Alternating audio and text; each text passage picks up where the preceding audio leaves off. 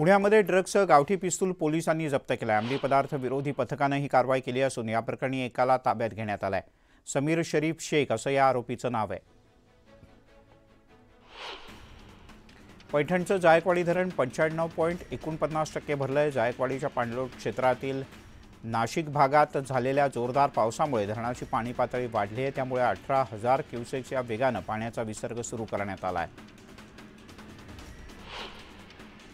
छत्रपती संभाजीनगर जिल्ह्यात जोरदार पावसामुळे पिकांना फटका बसला आहे. शेतात पाणी साचल्यानं तसंच काही ठिकाणी पिकं भुईसपाट झालेत. अतिवृष्टीमुळे सोयाबीन, मका, कपाशी तसंच काही पिकांवर रोगांचा प्रादुर्भाव होऊ लागलाय. यामुळे शेतकरी काहीसा अडचणीत आहे. गोंदिया जिल्ह्यामध्ये बनगाव इथे पाणीपुरवठा योजनेच्या माध्यमातून 48 गावांना पाणीपुरवठा केला जातो. ही पाणीपुरवठा योजना बंद करण्यात आली आहे. त्यामुळे मागच्या 15 दिवसांपासून 48 गावांचा पाणीपुरवठा बंद झाल्यानं नागरिक संताप व्यक्त करत आहेत. शुद्ध पाणी मिळत नसल्यानं नागरिकांच्या आरोग्याचा प्रश्न ऐरणीवर आलाय. जरांगे पाटील यांनी बार्शीतील मराठा समाजाचं न उपस्थित केलेल्या अनेक प्रश्नांची उत्तरं दिली नाहीत तर 9 सप्टेंबरला आंदोलन करणार असल्याचा इशारा देण्यात आलाय. बार्शीतील मराठा समाज जरांगे यांच्या विरोधात आक्रमक झालाय. मनोज जरांगे पाटील यांच्या उपस्थितीत परळीमध्ये घोंगडी बैठकांचं आयोजन करण्यात आलंय. हलगी गार्डन इथे ही घोंगडी बैठक होणार असून या बैठकीत जरांगे पाटील काय बोलणार याकडे सगळ्यांचं लक्ष लागलं आहे. आगामी विधानसभा निवडणुकीच्या पार्श्वभूमीवर या बैठकीला विशेष महत्त्व आहे.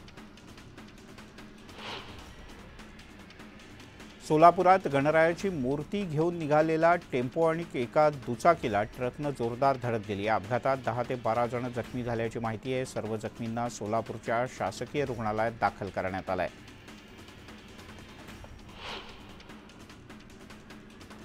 पूजा खेडकर प्रकरणानंतर आता UPSCकडे एकूण 30 तक्रारी दाखल झालेत. 30 वेगवेगळ्या अधिकाऱ्यांवर आरोप करणाऱ्या या सर्व तक्रारी UPSCकडे आल्या आहेत. केंद्र सरकारच्या प्रशिक्षण आणि कार्मिक विभागाकडे या तक्रारी पाठवण्यात आल्या असून कागदपत्रांची पडताळणी सुरू आहे.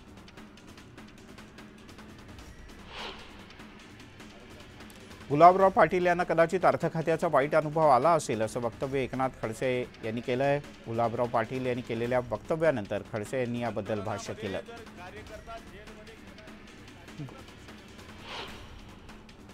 अनिल पाटील यांनी महाविकास आघाडीतल्या नेत्यांवर टीका केली आहे. राजकारणापेक्षा समाजकारण करायला पाहिजे. त्यामुळे बाप्पानं महाविकास आघाडीच्या नेत्यांना प्रत्येक गोष्टीत राजकारण न करण्याची सुबुद्धी द्यावी असं साकडं त्यांनी गणरायाला घातलंय.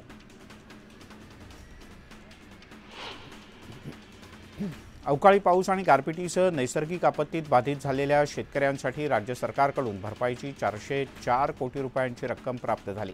यातील 280 कोटींच्या भरपाईची रक्कम ही 2,13,416 शेतकऱ्यांच्या बँक खात्यात जमा करण्यात आली. सातारा जिल्ह्यामध्ये पाऊस सुरूच असून स्ट्रॉबेरीचे उत्पादन घेणाऱ्या महाबळेश्वर तालुक्यात अतिमुसळधार पावसानं हजेरी लावली आहे. त्यामुळे सध्या तरी स्ट्रॉबेरीची लागवड 15 दिवस पुढे गेली आहे. तसंच वाई, जावळी आणि कोरेगाव तालुक्यात सुद्धा पाऊस जास्त झाला आहे. नर्सरीतील स्ट्रॉबेरीच्या रोपांना रोगाचा प्रादुर्भाव होऊ लागला आहे. त्यामुळे यंदा स्ट्रॉबेरीच्या क्षेत्रात घट होण्याची शक्यता आहे.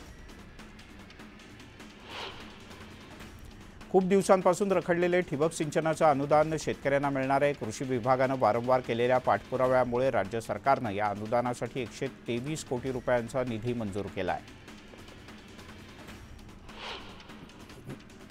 जालना जिल्ह्यातील 969 शेतकरी 987 एकरांवर तुतीची लागवड करून रेशीम कोष उत्पादन घेतात.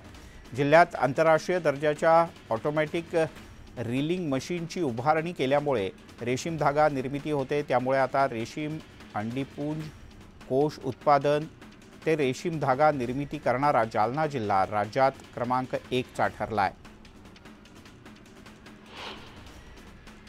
वाशिम जिल्ह्यातील शेकडो शेतकऱ्यांनी प्रयोगशीलतेची कास धरत आर्थिक उन्नती साधली आहे. जिल्ह्यातील संत्रा हैदराबाद, बंगळुरूसह बांगलादेशात सुद्धा जातो. ब्रोकोली थेट दिल्लीच्या मार्केटमध्ये पोहोचले.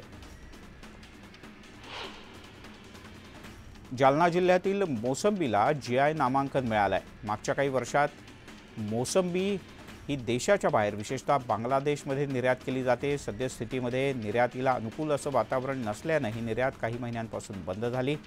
फळगळती थांबत नसल्यानं शेतकरी सुद्धा काहीसा आर्थिक अडचणीत आहे.